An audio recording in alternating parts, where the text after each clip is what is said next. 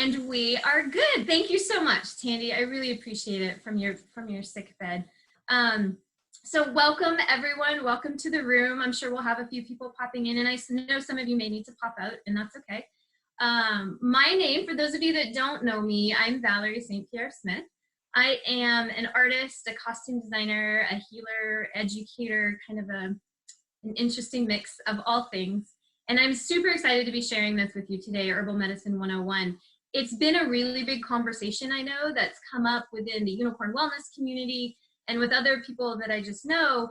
Plant medicine and herbal medicine has really started to gain more and more attention. I think partially because of the cost of our current healthcare industry, also because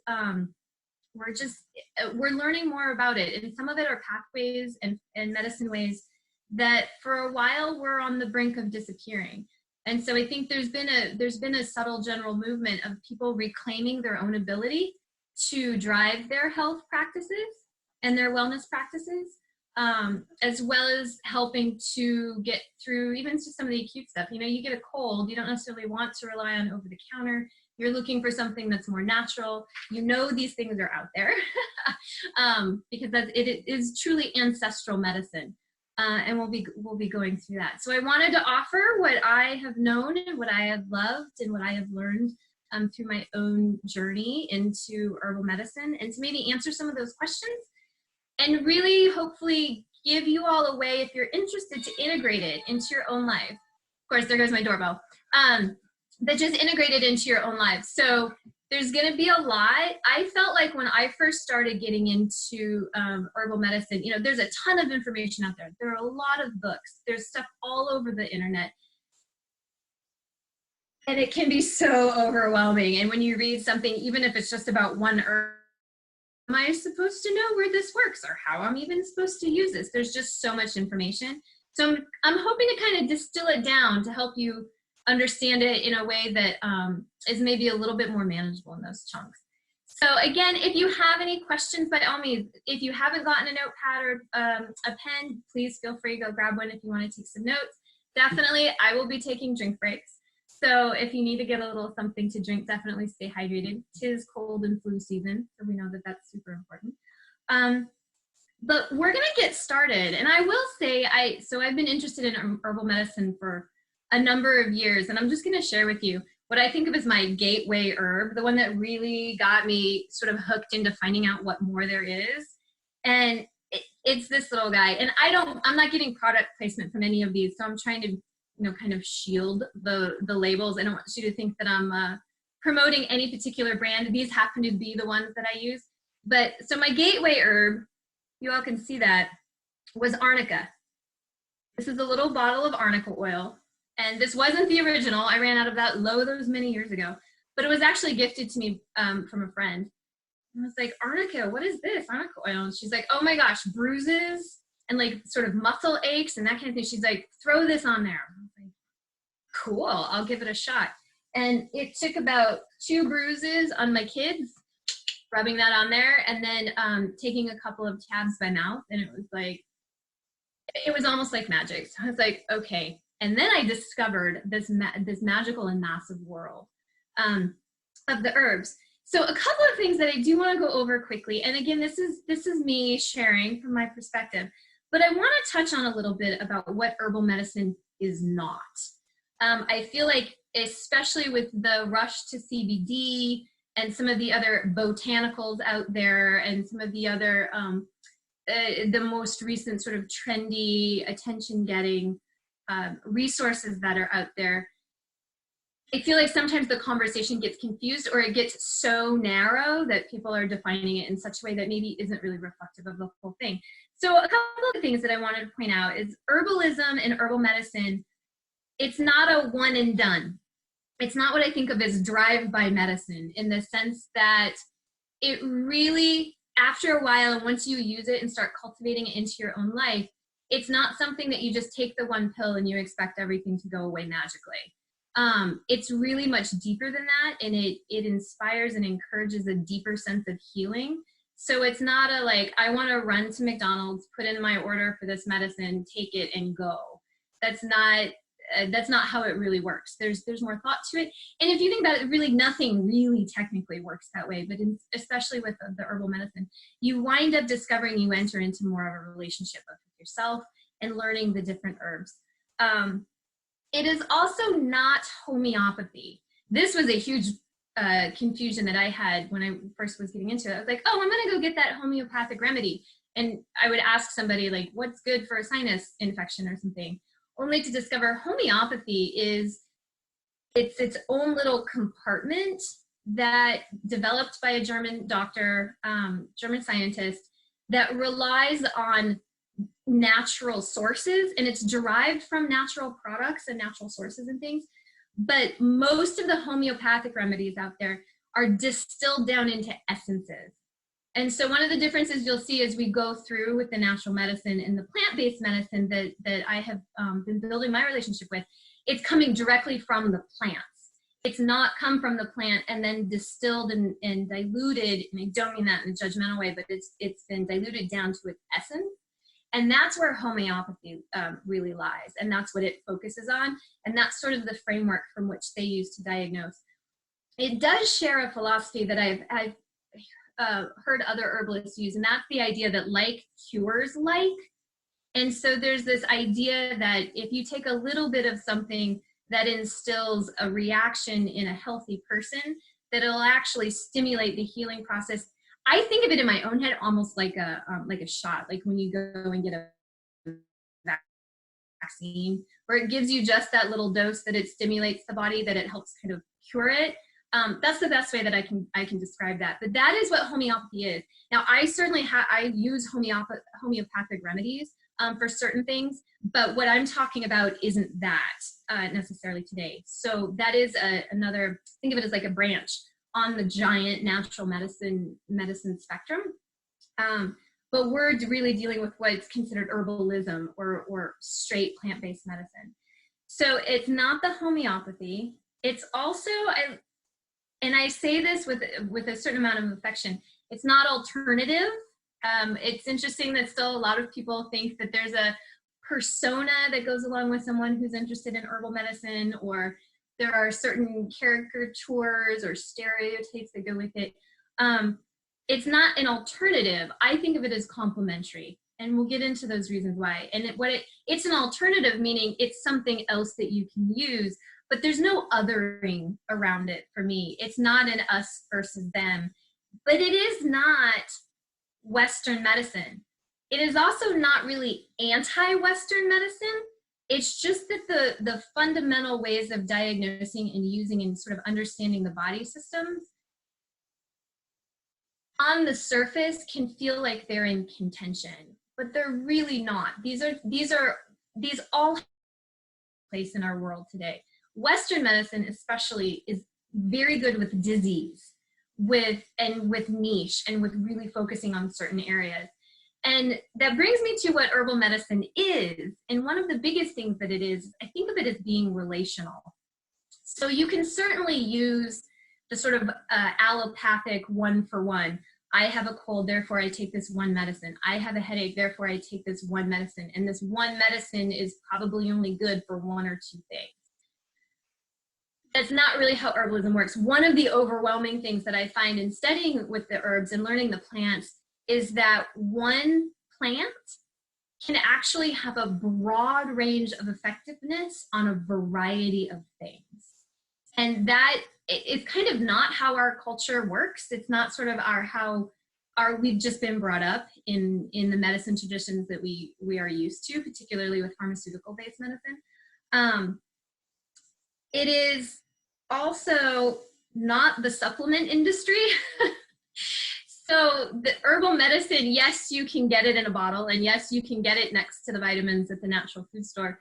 But the supplements to me are a lot like the pharmaceuticals. They're extracting one constituent that a bunch of studies said is really good for a body without looking at the overall, but what's assisting that. With herbal medicine, one of the things I find fascinating about the plants is that there are tons, again, overwhelming, of chemical constituents or the chemical makeups of plants that can tell you exactly they have these elements and these chemical constituents, and this is why they work for these different things. But one of the things that we haven't studied, but that the pharmaceuticals do really well, there are a majority of pharmaceuticals are actually based on plant actions, but they've isolated those chemical constituents and drawn them out, because they're like, okay, we want to treat this one particular symptom or this one particular disease. This chemical component is the one we've identified as having the most effect on that. So we're going to extract that, we're going to pull that out, we're going to figure out how to use and isolate just that one thing. But what I've discovered in what herbalists will tell you is that an herb, a plant, anything that is plant medicine, has a whole host of things that's supporting its medicine, its gift to us. And even within herbal medicine, the example that I'm going to use is turmeric. A lot of people know turmeric. They like turmeric. It's really good for inflammation. If you have inflamed joints, turmeric can be very successful for people who have that type of joint pain. But turmeric, especially depending on the form in which you take it or the way it was processed in the first place, isn't as bioavailable as it is if it's actually taken with black pepper, and also if it's back in its form of curcumin. There's this idea of sort of plant families. The way things work with the plants is that they actually work in concert. There are, and there's a lot of study that hasn't been done to tell us as to why, except all of the wisdom traditions that have passed down medicine that's based with the plants, that they work together. It's not taking away that one thing and using it on its own. When you do that, you're actually losing some of the support, some of the balance, some of the things that our bodies respond to naturally that make that one chemical constituent most effective. It becomes less effective.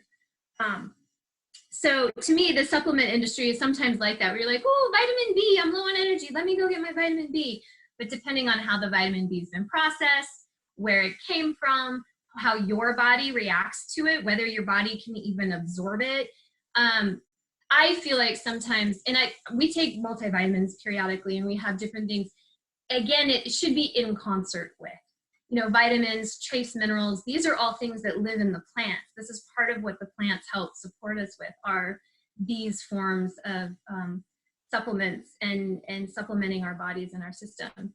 But again, with a lot of the supplement industry, it's something that's been extracted, or the way that it's been produced, even the way it's been formed, it's not available to our bodies. And so we wind up either not feeling the effects of it, or feeling it for a little while, or depending on the brand that you buy, and then it's like there's a big wall and it goes back to that, let me just take this one pill and it'll be okay. That herbal medicine is there's more holistic to that. There's a lot more holism to that. And apparently I was getting ahead of myself, because I just realized the other thing I wanted to mention about what herbal medicine isn't, it's not drugs. Our herbs, there are plants, they're very specific plants that are prized for a variety of actions and reactions in the body, whether it's the hallucinogenics, whether it's those plants that are taken for more spiritual purposes. But usually in most practices for herbal medicine, any of those types of plants are taken with a very specific ceremony and a very specific reason. It's not for a drug replacement. It can help people who are dependent on pharmaceutical drugs. There can sometimes be those that help you get off of them, or have sort of balance some of the effects of those. But every great once in a while, people are like, oh yeah, herbal medicine, do you like sit around and like smoke it in your living room? I'm like, no, because that's not the intended use for it. So my background, I'm mixed race. I am Anishinaabe, White Earth Ojibwa, and we believe that the plants and the animals were actually here. Creator created them before he created us. And therefore they are teachers, they are allies, and they are really giving us the gifts. Because with most things, it's just like the food that you eat. Something is giving its life so that we can live. And so knowing that, and really coming from that really grounded and sort of centered place, there's a great respect for working with the plants, and understanding that there are some that do these things, and they are typically reserved for certain people, and they're used in very specific ways. So I did want to mention that. I don't think anybody in this room would necessarily have that perspective of it, but definitely something to think about, or when people are talking to you about it. So a little bit more about what plant medicine is, what herbal medicine is. So we're talking about that complementary. Western medicine has a very specific training. It has a very specific focus. It has a very specific system. It's a system of medicine, and it's clearly the one that is the most prevalent in our society, especially here in the United States. Herbal medicine is based on other cultural systems of medicine, and I do want to point that out. There's a lot of training for people who enter into herbalism. There's a lot of training that goes into it. There's actually a lot of science behind it. And usually when people are training to be an herbalist, they're also, it's just a different framework of understanding the body and the body systems in diagnosing those. So it's also working to the same good, but that's why I think it actually can be so beautifully complementary, because Western medicine is so good with the looks like a duck, sounds like a duck, it must be a duck, we're going to focus on the duck, when actually maybe the duck isn't a fully formed, beautiful swan yet, but we thought it was this one thing, and we need to take it on a journey. Some of the systems of medicine, the ancestral and wisdom traditions of medicine that you've probably heard of, but that are used a lot as the frameworks for herbalism itself, and a lot of the books that you'll read will reference these types of diagnostic and systematic styles. One is TCM, which is short for traditional Chinese medicine. That is several thousands of years old, very specific training. And it's a certain framework. So with TCM, there are some basic underlying understandings of how the body works. And those are the jumping off points for which people use to then look at the system, look at the body, figure out what's going on with you, and then work with the herbs to figure out what can support these different systems. And we might get into that into a little bit more. Another one is Ayurveda. I know there's some people have more and deeper understanding with Ayurveda than others. There is, particularly in the spa and the self-care industry, there's a certain viewpoint of Ayurveda, but it is actually a system of medicine. It's one that's very much based, I think it's based in the plants because it's based in diet.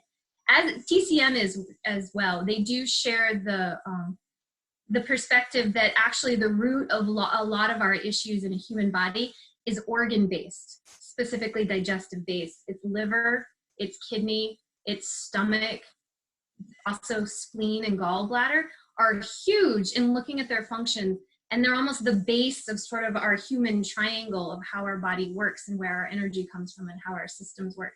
So they do a lot of work of working with that. And sometimes what's hard when you kind of jump into changing or incorporating things is realizing that really diet is the first place to start. And I don't actually like using that word because we all have our preconceived ideas of diet and what that means and what that looks like. But that's partly why I think that it's so important is what you're eating. I mean, it's plant and animal based, right? Is what we're taking in and how it's been processed and how it's been prepared. And so a lot of times with herbal treatments, it comes along with the recommendations to really look at how you're ingesting food and what's working and what's not, and where you could help. You could eat certain, for those of you that are Unicorn Wellness members, I've lost track of the number of times we talk about, or that Tandy talks about, like, it's this season, get into your root vegetables, or, spring's coming up, we got to get into our leafy green stuff. But that's the first line of defense, really. And when you start to study and learn the plants, you realize a lot of our kitchen, like our old school, what we think of sort of heritage cooking spices and herbs, all have medicinal properties to them. So that's for both of those systems of medicine, that's one of the biggest places to start. There's also within the United States, typically, to be a registered herbalist, or when you get into the herbalism training, there's one of these frameworks of medicine. There's also a reliance on First Nations, on Native American views of medicine, which are the basic framework is slightly different, but all three of these are very, very similar because they also include the concept of the spirit, the emotions, the person that is not just the dimensional parts, our arms, our skin, our organs. It's how those interact and are affected by emotions and spirit. I know in TCM and in First Nations medicine, I'm less familiar with Ayurveda, but sometimes there's a physical manifestation of an emotional or sort of a spiritual sickness.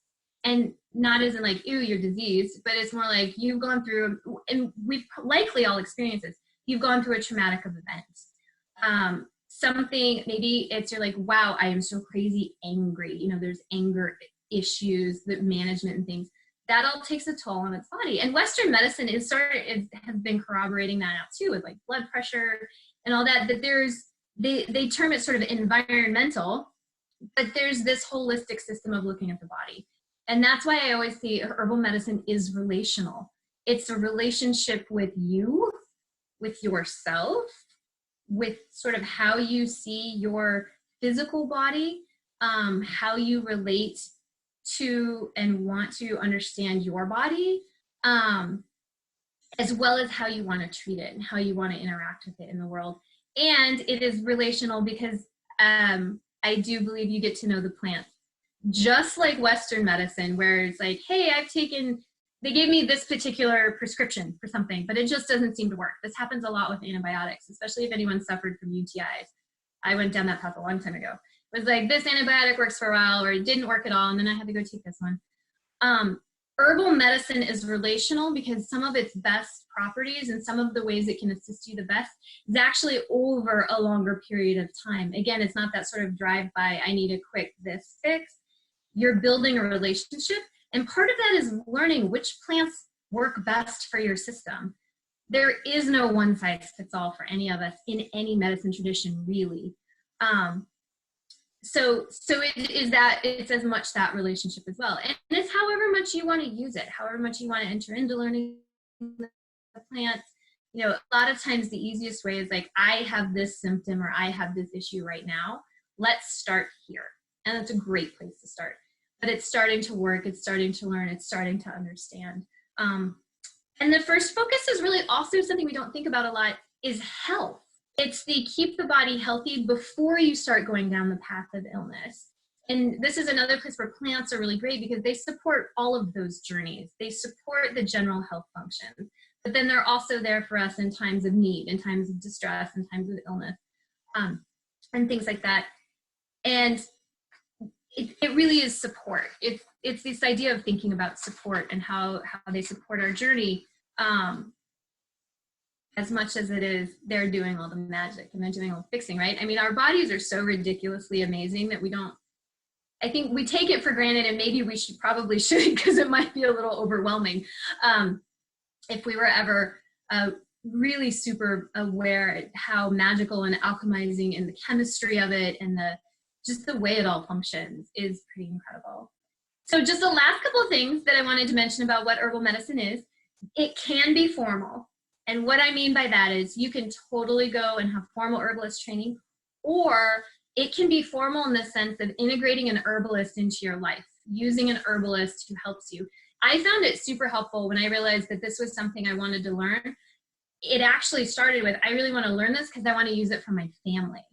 And so we took a little while where thankfully they all went, I won't say happily, but willingly, where we all went and we found an herbalist that we liked, and that it's kind of like a doctor in terms of bedside manner and how they talk to you about things, and is it overwhelming with the information they're giving you, also what trainings and stuff they've gone through. But we went to a local herbalist for a while, and she treated us each as her client and then would work up formulations for us, and we'd talk about certain things. And really one of the biggest helps as you're doing any of this is to keep track, even if it's mentally, even if it's like on the notes on your phone. You'll start to notice those plants that seem to work really well, or those things that work well for you so that you can replicate it in the future. Totally did not take my own advice, by the way. A friend of mine who'd gone down this path a little bit sooner than I did, she was like, get a journal, start writing what you notice is different in you, even if it's just like 2 minutes, like, ooh, I took this tincture today and I'm feeling X or whatever. I was like, oh yeah, that's a great idea. Didn't really do it at first. But then I did discover that I was like, whoa, she's not kidding. There was like some serious shifts that I noticed. And in the kiddos too, we have 3 kids, and just sort of writing down what noticed, because then I could take those notes and have that conversation with our herbalist.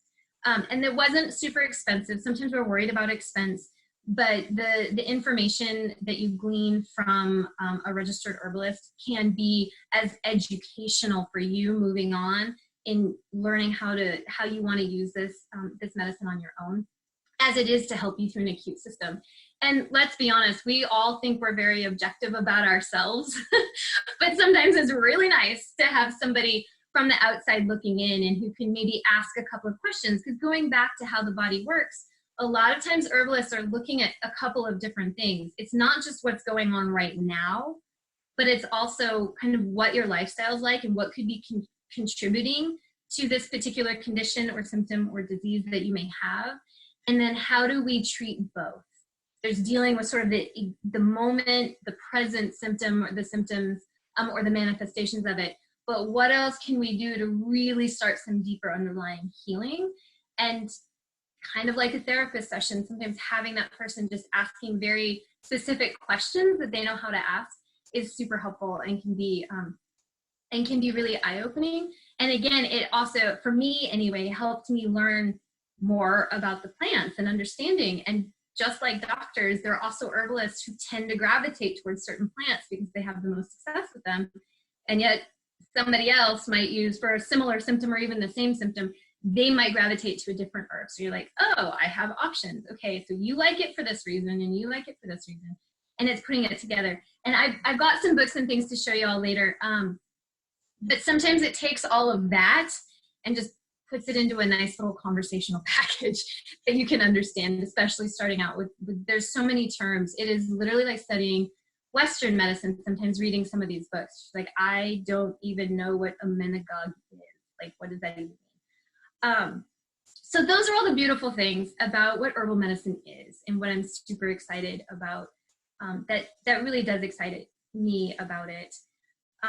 There's also the informal, and that's, I think, why most of us are probably in the room, which to me, the informal is DIY. It's literally bringing that relationship to us and how we can use it and how we can harness this medicine of the people and how we can integrate it into our daily lives so that we don't feel, sometimes I think, at least I do, I feel sort of like a distance between my doctor, like something has to be really bad for me to call the doctor and figure out what's going on.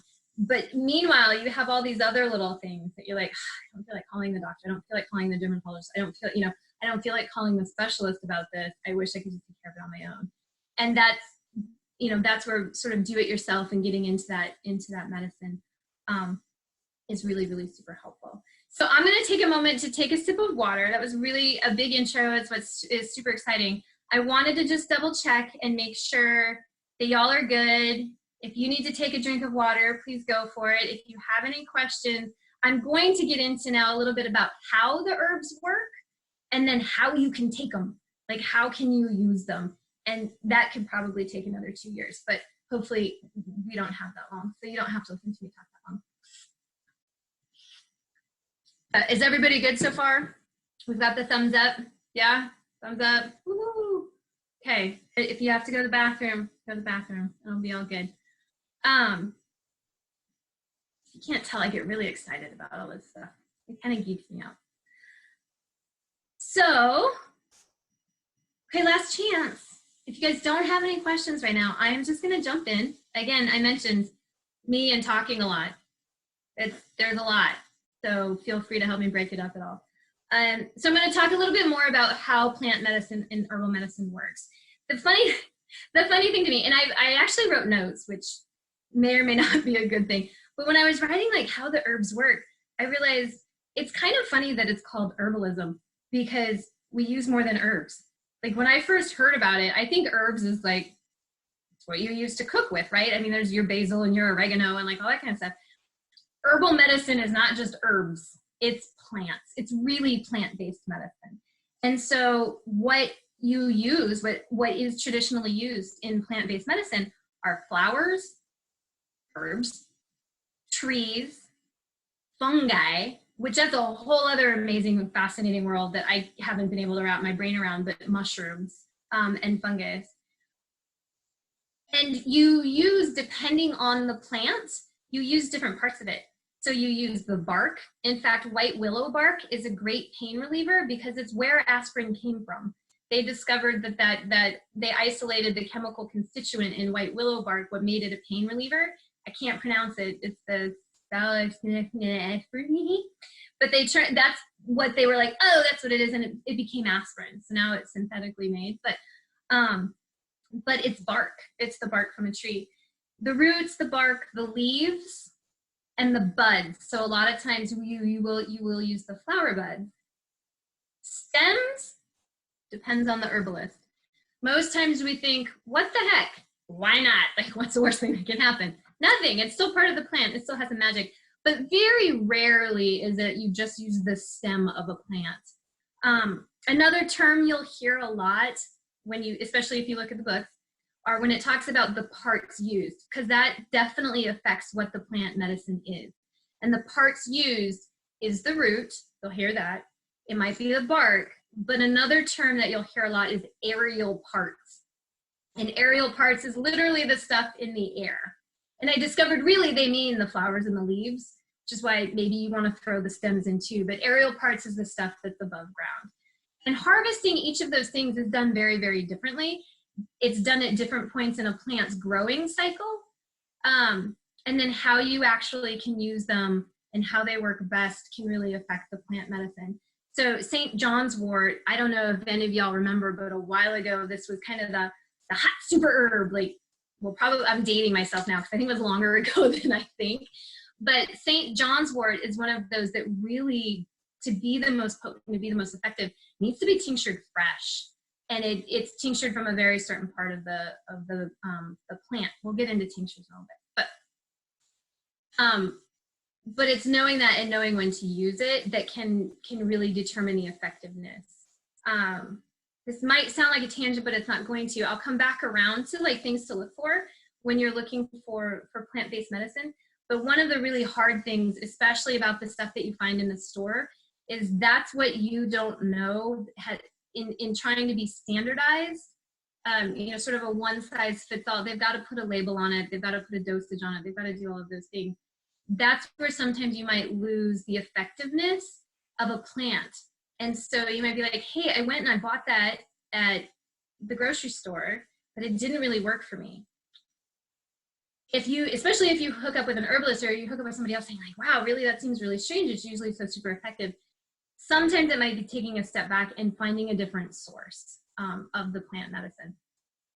So there are all these parts, these beautiful parts to the plants that we use. And as I mentioned before, they do use the herbs work because of the chemical constituents in them. I tend to also believe in the energetics. We are all energy. You all know when somebody's angry and you walk into the room, or if somebody's happy or things like that. Plants are actually affected the same way. I have several really great gardeners in the group, and y'all know, like, play them some music. They're awesome. Talk to them. My mother used to be able to grow anything, and I'll tell you right now, that's one thing I did not inherit. But she'd like talk to them and have conversations with them, and I was like, well, again, they're beings. They're living and growing entities, and so they respond to all that. So there is a bit of an energetic side to it as well that they bring with them. And that's partially of what can be lost if it's older, or if it's not grown in certain conditions, and also if it's not harvested properly. And again, we'll get into that. Take some notes and take a breath, because I'm starting to feel like I'm sounding like these books where like I'm drinking from a fire hose. You're driving me crazy. But anyway, so the chemical constituents, they react with your body. They also alchemize.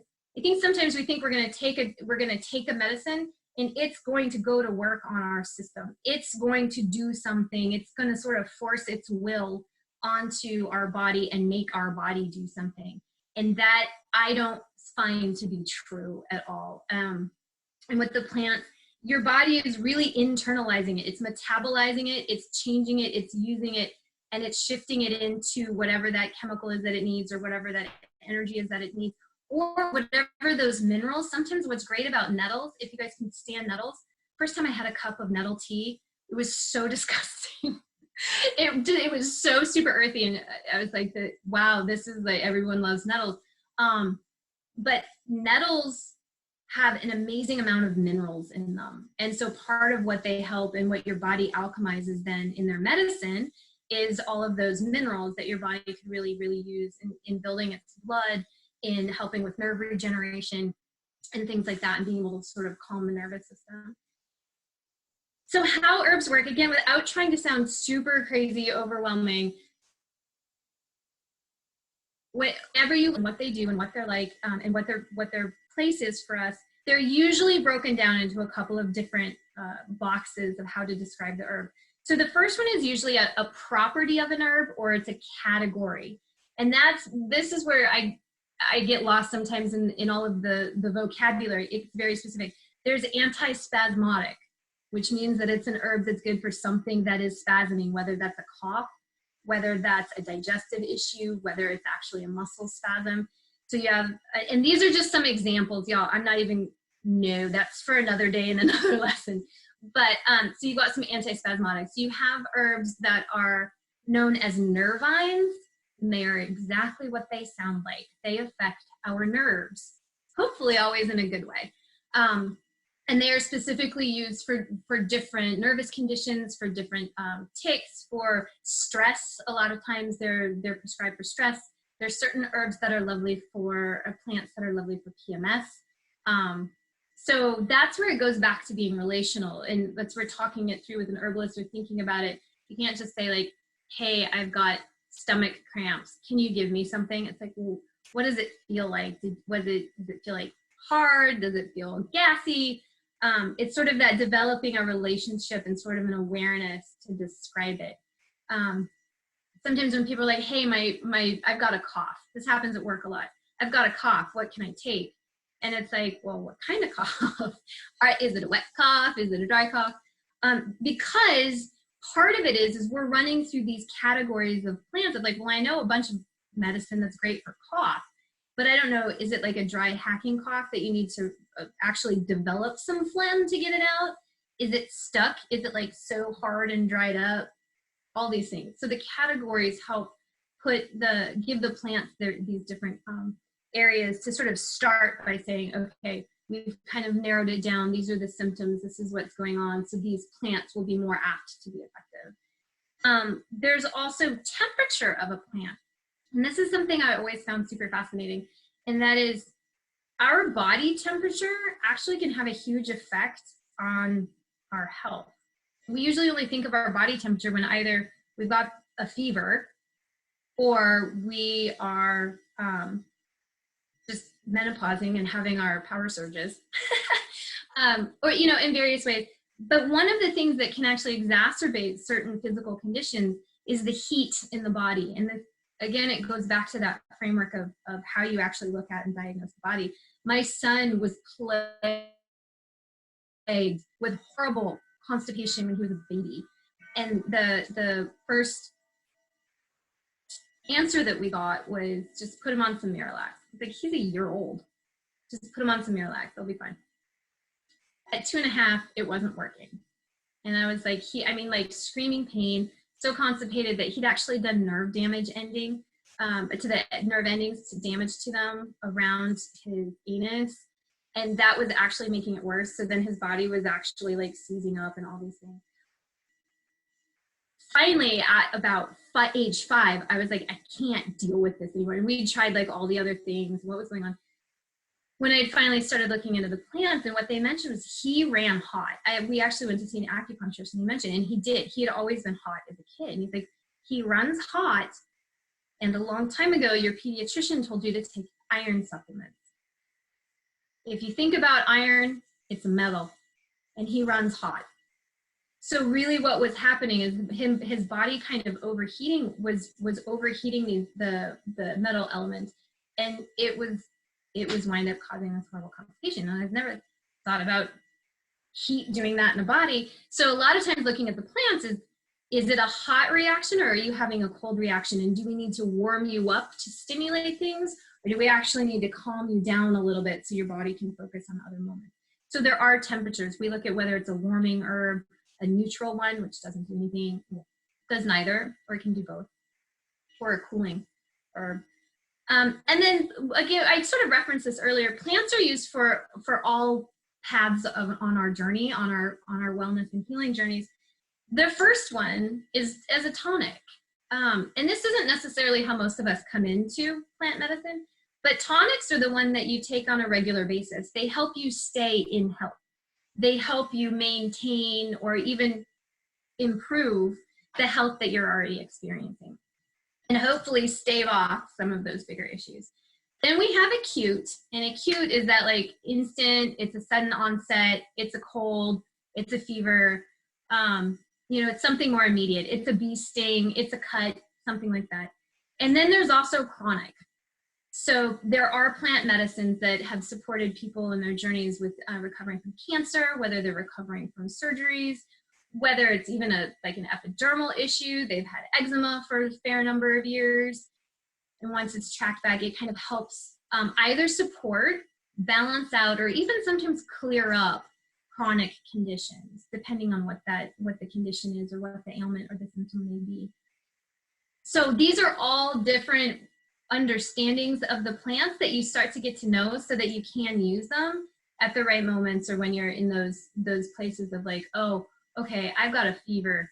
I'd love to take something that helps cool me down, or I've got some congestion. Warming herbs and warming plants, depending on the type of congestion you have, it actually helps kind of heat it up to get it moving. The heat is stimulating. It's actually why they call it a fiery temper for a reason, and it's not just because the person is feeling incendiary. So understanding the categories and figuring out how to, like, when and where and what might be a better fit for what's going on with you. Okay, so now we take a deep dive as much as we can in our time. How on earth do you even take plant medicine?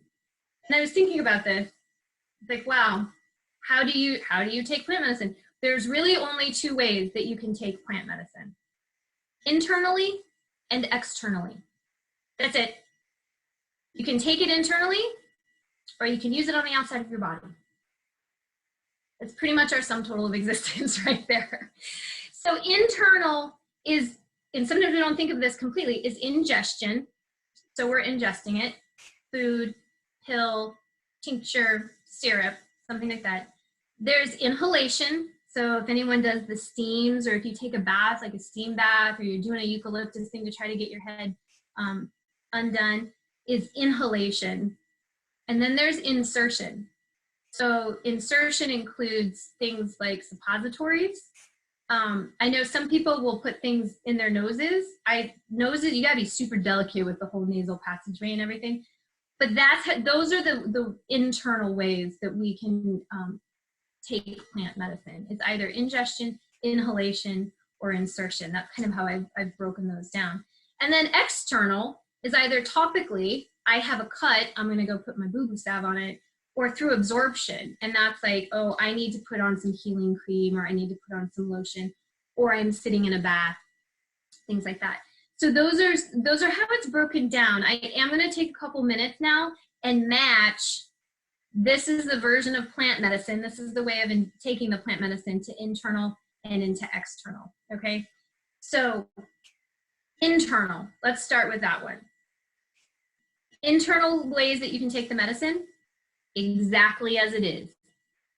And an example of that would be you are just eating it in its form, in its raw form. My son has been having anxiety lately, so he's getting a little tummy, he gets a little digestive gas. So I will give him just a little bit of fennel seeds, shake them out of my container, hand it to him, he chews them up, and he swallows them. And then you don't want to share a car with him for a couple minutes. But so in that sort of raw form is the first way. It's eating it in salads. It's eating dandelion greens. It's incorporating things in that just completely whole state. And then there's one that has been on a lot of people's minds and lips lately, which is tea. I grew up thinking of tea as like this lovely, ceremony. You should take a tea break, have some tea. And there's something beautifully comforting in the ritual of tea. And that's why I thought it was so great. Till I discovered, no, you're actually drinking some medicine. That's where tea came from. But with tea, there are actually two different ways of approaching it. So if you're using the delicate parts of a plant for a tea, you are actually doing an infusion. This is what the vast majority of us know as tea. It's when you take your tea bag, or you take the little strainer and you put some of the stuff in it, like some leaves and some buds of some things, pour the water on it. Definitely make sure you cap it to capture all the volatile and essential elements that sometimes get out through the seed. And you let it steep for 7 to 15 minutes, kind of depending on what it is, and then you drink it. That's actually an herbal infusion. And infusions are made from the more delicate parts of the plant because the hot water is creating what's needed to extract some of those constituents of the plant in water-based. It's extracting it into the water, and then that's what you're drinking. The other type of tea, if you will, is usually standalone. It's called a decoction. And a decoction is one that actually involves a lot longer time because a decoction usually is a plant that you're using the bark, you're using a root, you're using something that's a lot hardier than what we think of as perhaps the leaves and the aerial parts. And the berries of some plants are where the medicine is, and that sort of depends on the berry as to which it is. But decoctions involve heat and a certain length of time, but not high heat. So really it's the simmering that helps draw out. It has to break down those components a little bit, those elements, those plants a little bit, to be able to extract from it the medicine to its more potent and its more effective form. And those, like I said, those are usually the hardier parts. Some things you can decoct overnight, like in a little crock pot and decoct it, and then you can save it. Some people don't like saving teas or decoctions for too terribly long because they feel like it's like sometimes it loses its effectiveness. If you do keep something, keep it in the refrigerator and don't keep it for more than a few days, partially because of the preservatives. Like you're making all this medicine, and one of the biggest fillers in most medicine is the preservatives so that it's shelf stable. And you're bypassing all of that. So you do have to use those pretty well. Now there are some plants that you can take in capsule form, little gelatin capsules. Those can be a variety of things. It's not necessarily just the root plants or just the aerial part plants, anything like that. It all depends on the plant itself and if it can be powdered. Usually those caplets, those capsules, you fill with a plant specific powder, something that's been ground. It might be a root that's been ground. It might be some of the greens that have been ground, but it's usually down into a powder. Some plants are effective that way. I don't tend to go that route, partially because it's my own, I have my own hang up with sort of taking a pill. Like it just seems so, like I'm almost thinking of it as an immediate thing. And then I'm like, why didn't this work? I took the pill. And so I don't tend to use pills just personally. But there are some plants that are really great to take that way. And especially if people are in a hurry or if you're traveling or things like that. But it really depends on the plant. You have to do a little bit of research to see which ones maintain their effectiveness when they're powdered. So there is, so a word that I've been using and that you might hear a lot is a tincture. A tincture is actually an alcohol extract. So where the tea is infusing and kind of pushing stuff out into the water, extract kind of works in the same way, only it's more like it's sucking out all the magic and into the liquid. The liquid that's used to make tinctures is called a menstruum. If you want to sound like really, really knowledgeable in this moment. And I've always loved that, yes, that's the word is menstruum. It's the liquid that this magic is put into. But tinctures are typically alcohol-based. And it's alcohol that's somewhere around 40 or 50%. So like between 80 and 100 proof. And there are ratios that you can use. I tend to love Rosemary Gladstar, and she uses the Folkway. So here's one of my, don't you love my artistic labels? I realized when I was going to do this, it's like, I really need to up my label game because this is blue painter's tape and a Sharpie. But making a tincture is not as complicated as it sounds. It's literally filling your jar, whatever your containment device is, filling it with, I depending on the herb, the plant, I've learned the hard way, about 2/3 of the way, because especially the aerial parts, they like to expand. The harder stuff doesn't expand so much. And then you just dump in your alcohol of choice. Vodka, I find a little harsh. Brandy, in terms of taste, can be a little bit more palatable. Some of the woodier and hardier plants, you need a higher alcohol content to actually get the effective extraction from the tincture. You dump it all in. You put your label on. I'm making this super simplified, by the way, so don't be like, hey, Val said I could just dump this all together and have my tincture done, but this is a basic overview of how it works. Label it, definitely label it, and I label mine usually with the date that I've made it, what it is, and if I haven't grown the herb, where I've gotten the herbal material from, where I've gotten the plant material from. And then you sit it somewhere. This is a no-no, by the way. I just like spending time with my plants, so I like seeing them, but it's best if you can keep them somewhere where it's darker, because sunlight can sometimes affect the tincturing process. But you shake it, you shake it. You're supposed to shake them like once a day, just walk past it and give it a shake. The technical term for that is macerate.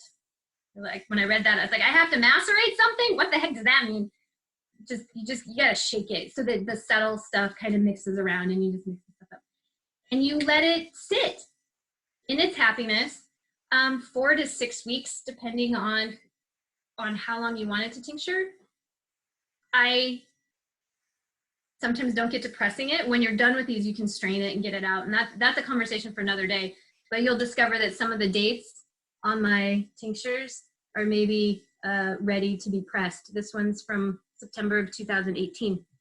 So thankfully the medicine is still effective, but it might be time to get it out of its jar.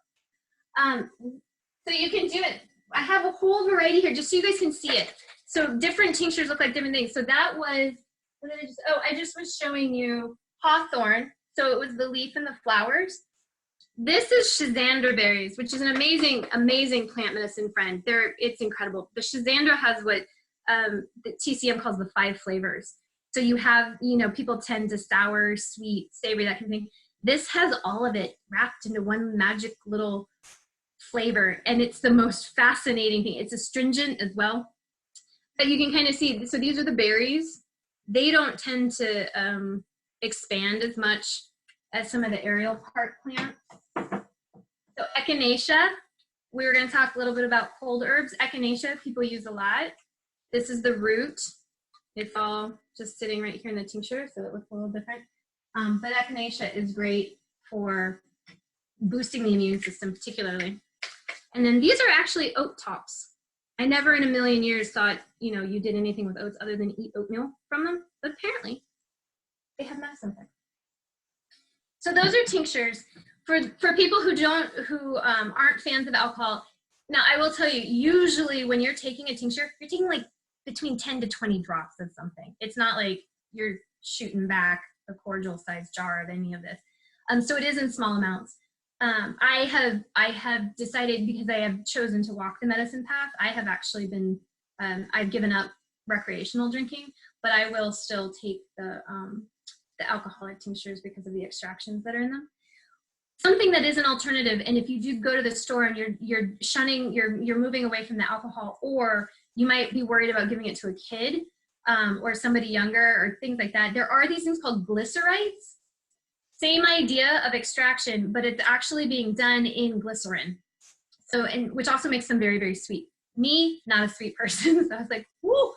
But I will tell you that the dosage changes because the effectiveness isn't quite there. The glycerin can't extract as much of the active ingredients that are needed for the medicines to be the most effective. Syrups are a fabulous way to take medicine. I didn't even realize that until I started doing this. You can make them on your stovetop at home.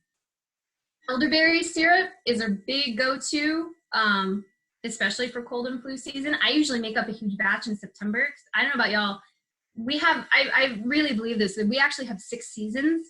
Between sort of summer and fall, there's a bit of a transition, and that's when people first start coming down either with the leaf allergies or those first round of like, I'm not ready for cold season, why do you have a cold kind of thing. And then that transition out, it's almost like spring sludge season where, spring is coming and you're getting things moving, and then you're getting ready to head into summer. There's almost more of like a 2-week window there where it's like, no, I need a little bit more of a transition. Like, I'm not quite ready for the summer yet, but spring's coming and we've got all that. But syrups are a great way. They're usually whatever the plant is that's been boiled down to a certain, you do measurements and you boil it down to a certain space, and then you mix it with honey. Heating the honey to only a certain degree. So the honey is naturally antibacterial anyway. And it's also a great preservative. It works as a preservative. I pulled out, like I said, I gotta up my presentation game for y'all. So this is actually ginger honey, which I adore during cold season, especially when the kids don't want to take their medicine. And I threw in fresh ginger with honey and I mix it up. Whenever you're using fresh plant material, it does take a little bit more awareness and guidance of what's going on. Everything that I showed you that I was tincturing was dried, because fresh anything has a higher moisture content. And so when you are extracting it, you have the chance of possibly getting a little bit of mold if you're not watching it, because it's extracted so much moisture. It's not nearly the crazy dry alcohol environment of the tinctures and using dried plant material. So those are some examples of syrups. I already mentioned it, your kitchen, right? All of the herbs and all of the spices and the things that you work with. If you want to think about ways to introduce more plant medicine, whenever we have, just because it's cold season, y'all, that's why it's on my mind, chicken noodle soup, you know, we know chicken noodle soup's amazing. Use the bone broth. It has all of its wonderful antibiotic properties, but I will throw in the cooking process, I will throw in some other things. Like I tend to like passion flower. It's a mild sedative, so it kind of helps calm things down. I'll throw in nettle. I'll throw in chamomile. I'll throw in calendula, which is beautiful. It's like all bright and sunny and lovely and has some wonderful healing effects for illnesses. But I'll actually just throw that into the pot and cook it that way. I have discovered that when you use too much nettle, it tastes like the tea. Nobody will eat it. So there's a little bit of a trial and error there. But there's also steams. We mentioned that before. You can do the steams. Steams, you have to be super careful again. I know a lot of people are really into the essential oils and the essential oil steams. You have to be careful with essential oils.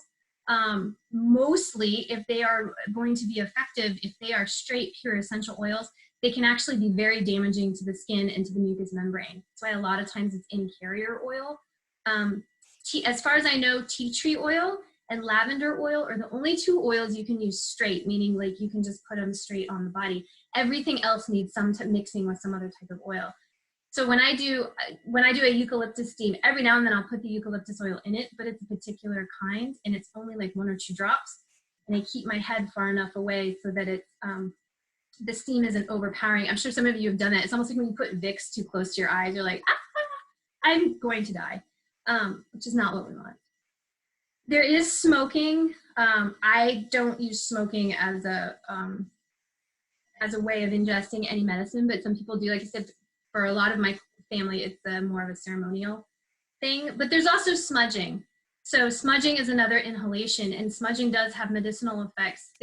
I was reading an article that they were surprised that you smudge with sage. The sage smoke actually has some antiviral and antibacterial properties to it. Like it actually is cleaning the air. I was like, ha, we were right. So again, there's suppository. You can make suppositories. There are recipes out there for those. Every now and then, again, this is something to talk about with somebody first before you try it on your own, although I tried it on my own. There are some plants that you can just use straight. And if you ever have yeast infections, depending on what's causing the yeast infection, the vaginal yeast infection, you can actually use a small piece of garlic, like a suppository. So some of the suppositories are made in binders, and some 1 or 2 things you can use straight. And the other type of internal way of taking your medicine is through an enema or a douche. I don't tend to use those myself, just because those 2 things aren't usually in my wheelhouse for things that I'm dealing with. Or a nasal rinse. I do put nasal rinse in there because you can add things to if you have neti pots or things like that, you can add some herbs. But again, be super, super careful. It gets up into those nasals and then into your sinuses. And the last thing you want to do is accidentally put something up your nose and then clog your sinuses, because that would just be miserable. So those are the dominant internal ways of taking your plant medicine.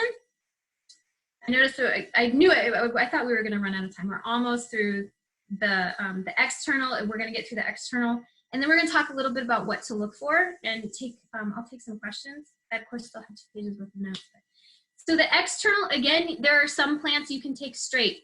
I have my aloe plants all over the house. They're lovely. They're lovely for stings. They're lovely, clearly, for sunburns. They're good for other burns. You can take a little piece, slice it off, and use it straight. There are a few other things that you can use straight that way. So there are also salves, and I have a couple here. Salves are a mixture usually of a medicinally infused oil and a binder, which is typically wax. So I made up a boo-boo salve, again, labels, that we have used quite a bit. But I started with, and this is the other way you can actually externally use medicinal oil, is with the oil itself. So this is calendula. Unfortunately, the color doesn't transfer very well, but it just has this beautiful sunny effect. Like, I just absolutely love it. This is calendula infused oil. Clearly needs to come out of the jar. It's 2017. But it's olive oil. I tend to use the virgin olive oil as my infusion oil. And then I strain it, and I do a simple pot on the stove over some boiling water in another pot, melt in the beeswax, pour in the oils that I want, mix it all up. I'm a bit of a trial and error person, so I'll put in a little bit more beeswax, see how it's setting up, maybe stop there or add a little bit more. But that's where your salves are, or balms. I make lip balm, and I love this because this makes me sound so amazing. Like, wow, she makes all that stuff. It's easy, y'all. It can actually be pretty easy. And I like it because I can reuse the containers. It really helps cut down the sort of the container and the trash we're a household of 5, and I'm shocked at the amount of trash that we generate. And then there are also oils. So garlic and mullein oil, if you know anybody who gets ear infections, garlic and mullein infused oil, a little carrier oil, you keep in here, because you just put a couple drops in your ears and let it soak, and it's good to go. So you have the medicinally infused oils, and to get to the salves or the balms is when you're mixing it with a binder of some kind. There are, and we don't use these nearly as much. I feel like they used to use these back in the old days a lot more. There's a poultice, which is where you take your plant material, you warm it up, you moisten it up, you smash it up, and you smear it on whatever is going on that you need to smear it on, whether it's a bruise, whether it's an ache, whether it's inflammation. It's just straight onto your skin. And then there's a plaster. I was like, really? There's a difference? There is a bit of a difference. And that is, with the plaster, you might mix it again with sort of a binder. I just discovered that apparently tofu can make a great binder for some plasters. So you're taking your medicinal plant product, but then instead of putting it straight, you're mixing it with a bit of a binder, or you're putting that plant material in between 2 thin layers of cloth and then applying it to whatever it is that you need it applied to. There's a liniment. Makes me feel like a horse whenever I say that. But there's actually a really famous recipe from Jethro Quast, who was an herbalist. Well, do you know Jethro? Was it like the 1900s, like early 1900s, something like that? 1820s, I think. 1820s. There you go. Clearly. Or 1920s. I'm sorry. 19. Okay, I thought it was around the turn of the century. So, so the liniment, it looks like a tincture. And this is why I wanted to show it, because that's basically what it is. It's a tincture, but you don't take it internally. This is meant to be rubbed on your sore spots or on your muscles or things like that. So you're actually taking it externally. And I say that with really big caution in my eyes, because it says external use only, because there are some herbs that aren't necessarily great for internal ingestion, but they're great to use as a liniment or as for muscles or inflammation or things like that. So that's what the liniment looks like. And then there's also a bath.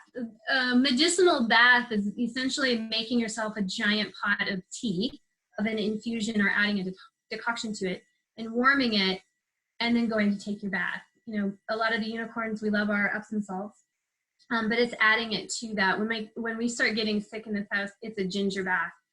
I frantically grate a whole bunch of fresh ginger and I steep it, like get some water, not quite boiling, let it sit and steep on the stove. Again, comfrey, calendula, and chamomile I love for external healing, so I throw a bunch of those in there. I might throw in a little eucalyptus, but I let it steep for 15 to 20 minutes, and then I just strain it straight into the bath, and it makes this lovely steam, but then it's also in the water, and you're taking it in. And I'm briefly going to throw in here beauty products, because our skin is our largest organ, and so you're absorbing, we were talking about that absorption or that topical application. So there are actually amazing ways of using the plants to create facial cleansers.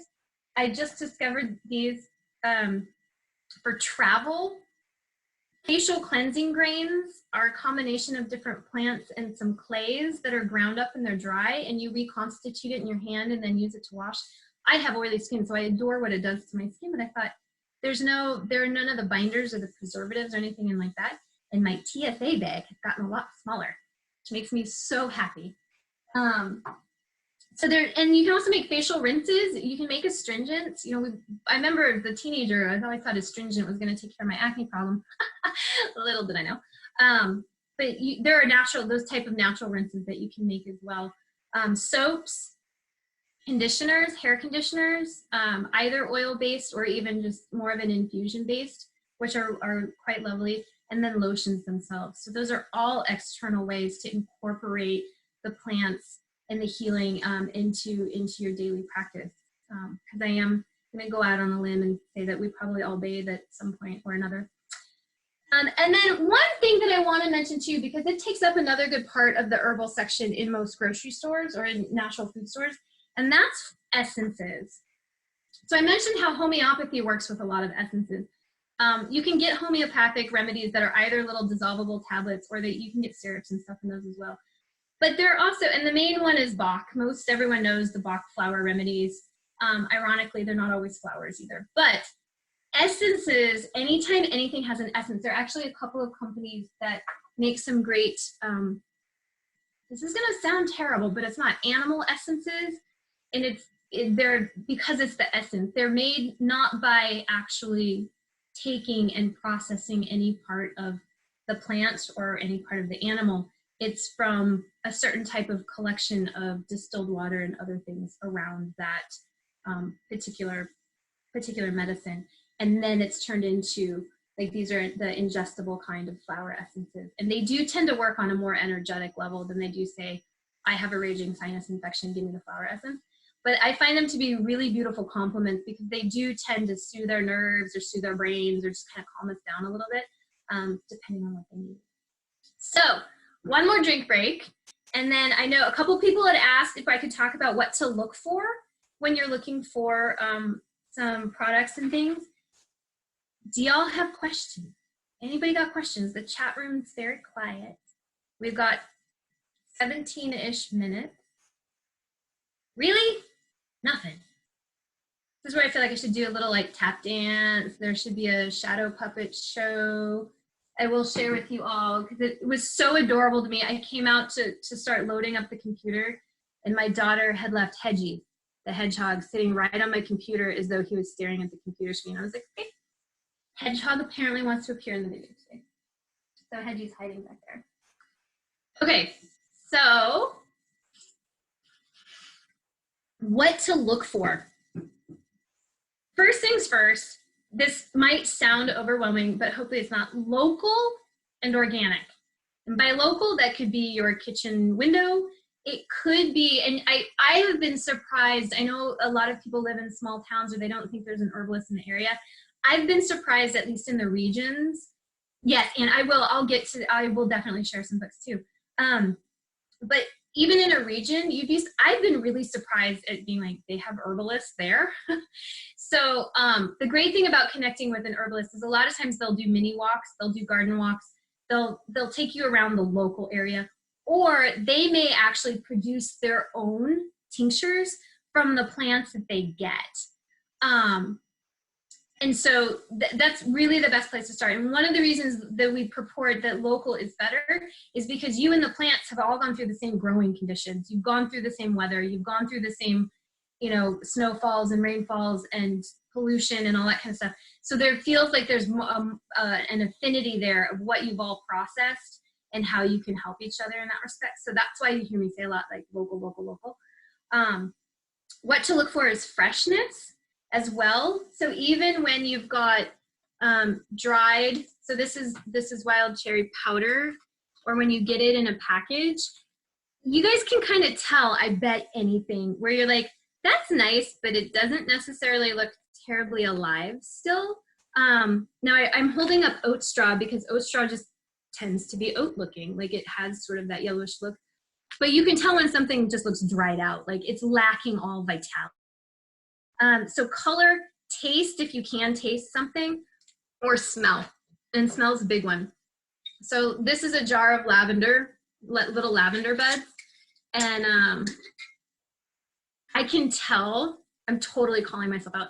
I can tell that I didn't use this fast enough, because usually lavender, especially in this quantity, will be so overwhelming that you open it, you're like, I feel like I'm sniffing a soap bar. But I opened this, I'm like, ooh, that smells so pleasant. I was like, oh, darn it, I missed out. I missed the big vitality of the lavender.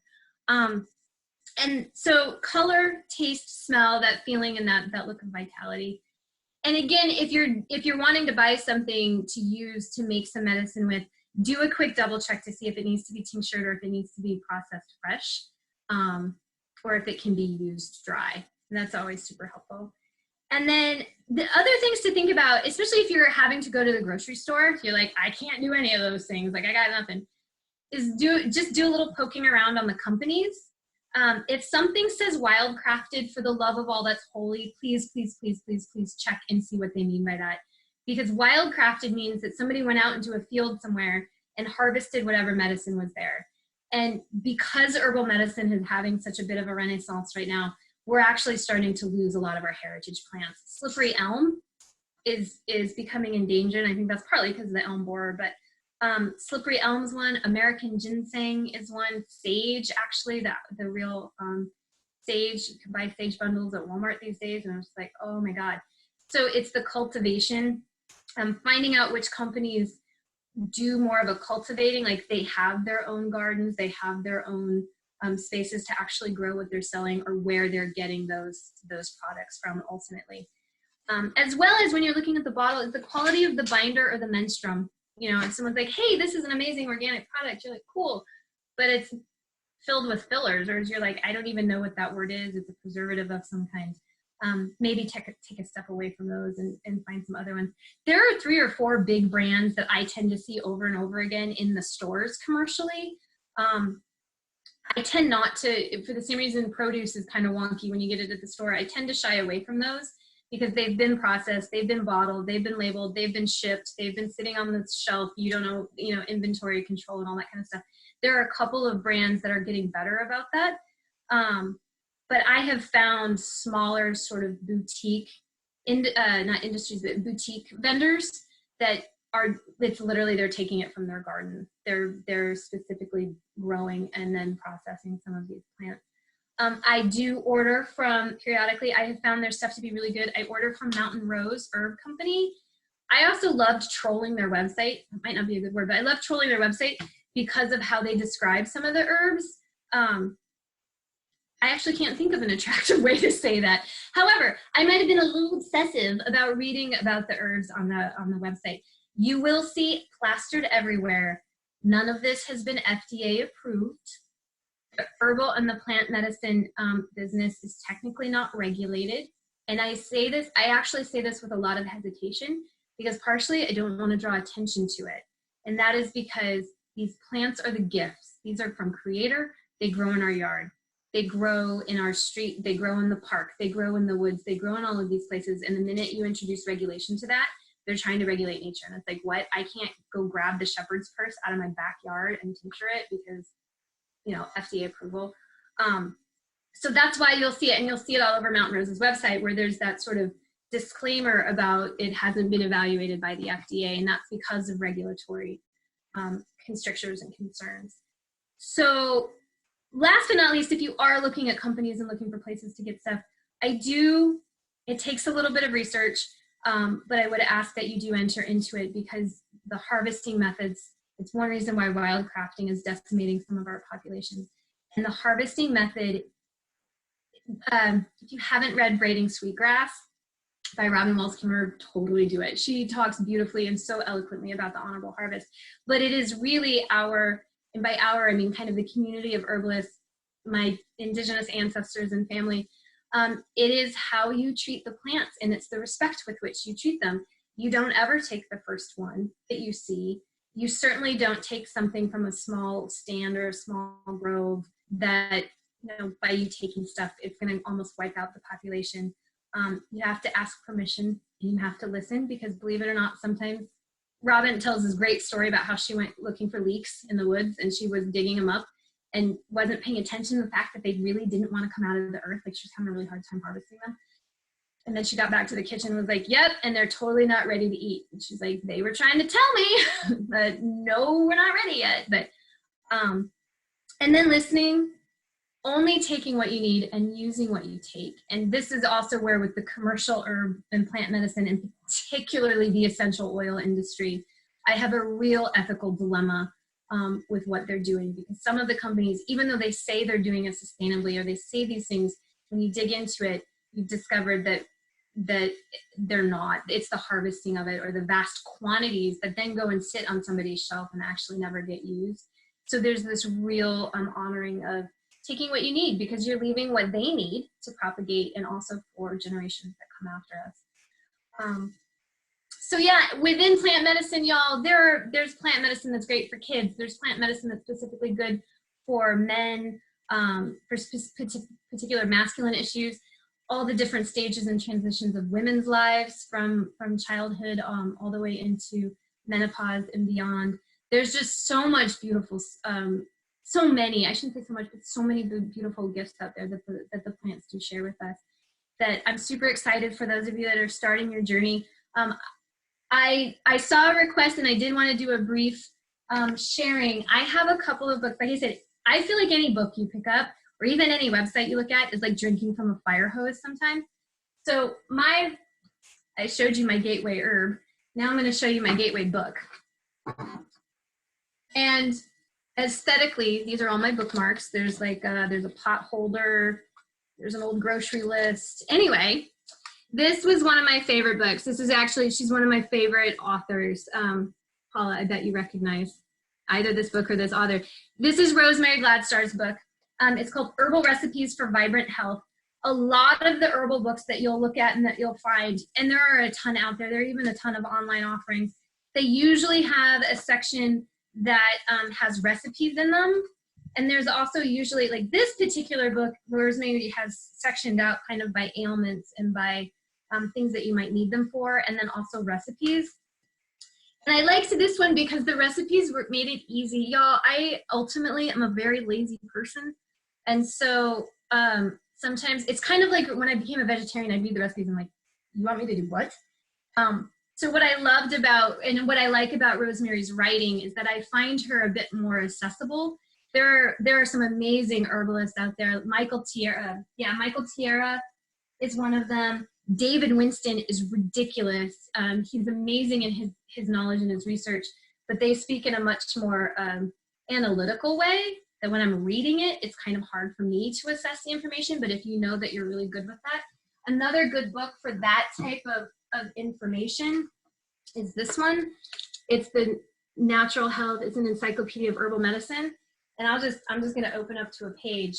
Like here's an entire page on prickly ash. And it's really cool because it talks about, you know, chemical constituents and all this kind of stuff. But I go to this book when I already kind of have an idea of an herb's personality or a plant's personality, and I want to get more of the scientific stuff to it. So it's literally like reading an encyclopedia. The other Rosemary Gladstar book that I really responded to was her medicinal. She's got a ton, the medicinal herbs for the beginner book. And this one has so this is organized by herb. So you can look up and be like, oh, here's a section on lavender. It talks about growing lavender. It talks about medicinal uses for lavender. It has some different recipes that are included, if you can see that. I discovered that I wound up using this one more because I'm a trial by error, like try it, work with it. I'm a kinesthetic learner. And these recipes and the information in them made it a bit easier for me to access. They're also great ones to add if you are, for those of you that are like, how do I even get started? I see that Becky asked, how do I even get started if I want to do this? I would say, think about for a moment, what is the first reason that you're being drawn to this? Is it because you personally are dealing with, whether it's through a family member or yourself, a health issue, maybe a stress-related issue, and you really want some clarity and some guidance on that? Because if that's really where you're coming from, you're like, I kind of have this chronic or this acute thing that I'd really like to clear up, or I'd really like to be able to deal with more. I would definitely say if you are in a place to find an herbalist, or find a consultation with an herbalist, I would start there because you can really sort of boil that down. Those are very specific things. And you can certainly branch out from there. And, you know, then once you learn a little bit and kind of hear from this other person's perspective, these things will start making a bit more sense. But if you're coming at this from a like, hey, I want to have some cold and flu medicine. I'd like to know what to use if I get a bump. I just hit my head, like I have a migraine coming on. What can I use? Like that kind of stuff. I want to have some elderberry syrup because it's cold and flu season. Then I would suggest getting some of these like 4 beginner books. And looking at the recipes and just start working with them. Like I said, this is relational. So I found it a lot easier to give myself some beginner's grace because I get really excited about things and I'd like read the Mountain Rose website and then I'd read the books and then I'd go back and read them again and be like, ooh, that recipe sounds cool and that recipe sounds cool and I'm gonna order all that stuff to make all these recipes. Meanwhile, I'm working a 80-hour-a-week job and have kids and I was like, yeah, that's a recipe for what's called failure. So maybe just on a couple of things that you're like, I've always been curious about this. I have restless legs, or, you know, I tend to run really hot. I wonder what's out there for that.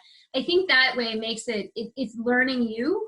It's kind of building that awareness of you, as well as then realizing, then asking and saying, okay, what plants are going to help me? What plants are going to assist me? What are going to be some good allies? Good, perfect. That's great. But yeah, a lot of times family or personal use is a great place to start because, I mean, we might not always be right, but we usually know ourselves best. So either of those things are great places to start. Like I said, I sort of started there and then I dipped into visiting with an herbalist. And then I just realized the call to my heart, and God bless Tandy for like finally just being like, would you just do it? Like, just go. Has been learning the plants and learning the plant medicine and embarking on formal study. And that is something that you can, like, again, that might sound kind of scary, but there'll be local herbalists that offer trainings and maybe even mini courses. You can tool around online. I did want to mention, speaking of online briefly, before I get off on the last tangent, we've only got a couple more minutes together. And that was for some other resources. And so the books we touched on was Rosemary Gladstar. We've got Matthew Tierra, who, for those of you, it's kind of a fun way to learn the herbs. He actually made an herbal tarot deck.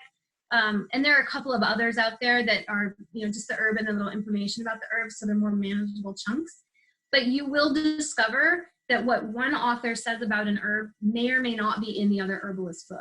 So it is super wonderful to have a couple of different perspectives because they have all used them differently. They look at the bodies from slightly different perspectives. They have different relationships with the plants. It's the spirit of the herbs. So in terms of tinctures, if you're looking for herbal products or herbal tinctures, there are a couple of vendors that I particularly recommend. Avena Botanicals, it's Avena. They're in the New England area. They do a lot of their own gardening and growing and then processing of their herbal works. There is also I mentioned David Winston. He himself he's one of like I don't like using that word, but one of the amazing rock stars of the herbal medicine world. He works with a company and it's called Herbalists and Alchemists. And they have herbal products that I tend to trust. There's also Pacific Botanicals, which I'm just now getting to know, as well as, and this super geeked me out, there is an herbalist, it's called Lakota Maid. She's actually an indigenous herbalist that has started producing her own herbal medicine. She's in Minnesota. And so I mentioned these again, so if you can kind of be local, these might be a way to do that. It's going to depend on where they get their products from. I haven't found any vendors in the South yet or overseas, and I'm kind of poking around to look for those. Again, for teas and tea blends, y'all, I have like 85 jars of my medicinal plants that I realize I'm like, why do I keep buying tea blends?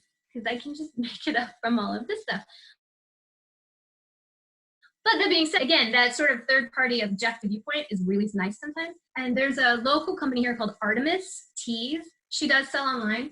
She's a clinical herbalist that started making teas. And tea shops do tend to be more prevalent in areas. So maybe do some poking around in those tea shops to see who's crafting their teas and what their background is.